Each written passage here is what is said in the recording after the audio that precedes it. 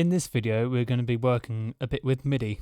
Now, what MIDI is basically a way of representing music as the individual notes that it is, rather than a continuous audio waveform. And, well, it forms the foundations of today's sequencer-based music. Now, one fairly common thing with MIDI, especially if you're playing it in, is like, imperfections in the performance and slightly timing errors. Now, sometimes that can be a good thing because it gives the music a more natural feel, but since a lot of today's music is designed to be perfectly in time, we're going to try and demonstrate that in this video. Now, as you can see, we've got these MIDI regions here, which I'm going to be using as an example, and I'm going to play them to you now just so you can hear how they sound.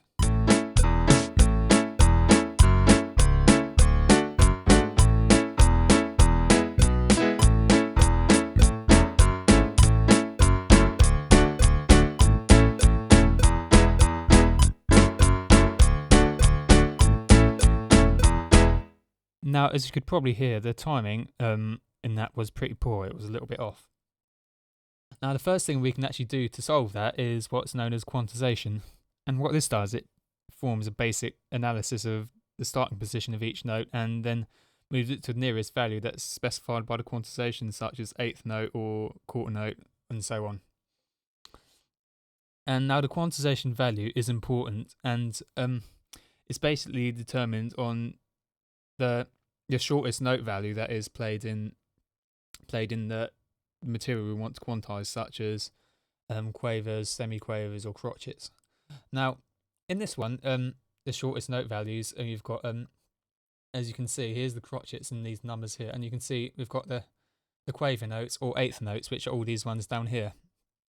So that is what we're going to set the quantization value to. As you can see, it's already set to that. Now we highlight the whole lot. Go to the MIDI menu and select quantize. And as you can see, it's moved all the notes to where it thinks they should be on the quantization grid. Get rid of that. And now we're going to play it and see how that sounds.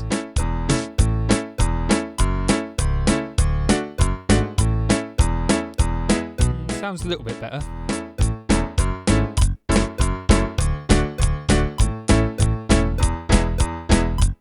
Now, because as you could probably hear just then, there were actually a couple of quantization errors that it had made, and which are most probably caused by the notes being so inaccurate that they were nearer to the wrong note than the right one.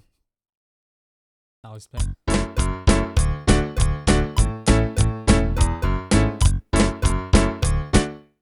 Yeah, we can see we've got it right here, and basically, the way to solve this is just by clicking in here and moving the notes accordingly. As you can see, it's probably made quite a number of errors here.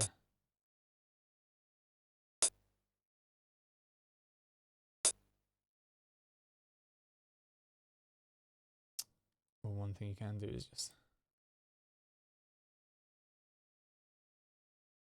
set the whole lot and quantize it like that.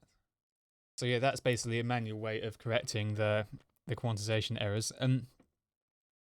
Now another thing you can do is is basically the opposite of quantization, which is basically known as humanizing, which we are going to go to Logic for. So here we are in Logic. This is where we're going to be doing the humanizing, and we've actually got some different source material this time, but still perfectly good for demonstrating with. Now what humanizing does is offset the existing note and velocity values by a randomized amount, usually within a specific range. I'll show you it here.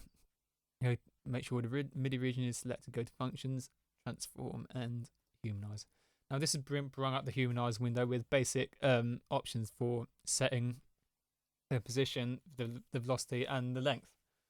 Now we're going to start with the position. Now the value it's saying at the moment, 10. Now that's 10 ticks, and in Logic has 240 ticks per quarter note or crotchet.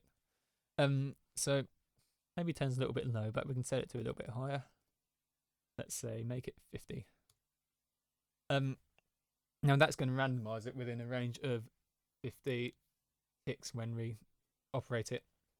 Now we can go on to velocity. Now velocity goes from 0 to 127, so I reckon 10 is about right for that.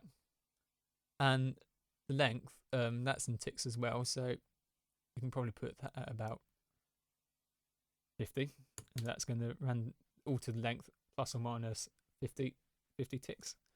Now we're going to select operate, and what I'm going to do first, I'm going to play you the original one.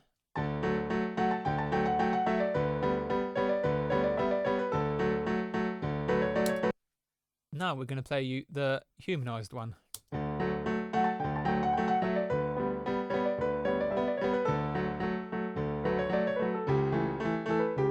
So as you can immediately hear, there's immediately more like imperfections and variations, which is what you typically expect from a played-in performance. Now, another thing you can actually do, which is similar to humanizing, is creating a groove template. And this basically, you import your own material, such as a drum loop or something, and it creates quantization markers according to the transients on a live recorded part. And we've got this example here, which is a short drum loop, if it will let me place it in. I'm going to place it as... And the way to create a groove template from this material, I'll just play it for you, just so you can get a feel of how it sounds.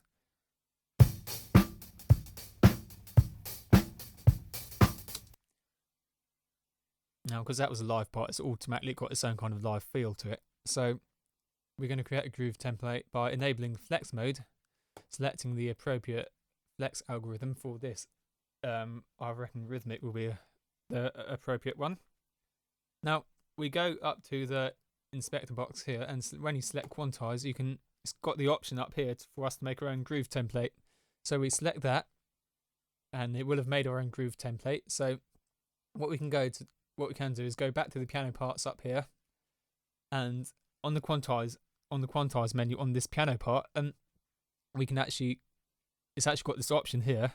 It's got this new option here, which is the drum loop that we create the groove template from. So when I click that, you'll see that the MIDI notes in the piano roll will immediately move about according to the groove template. Now we're going to play that and see how it sounds.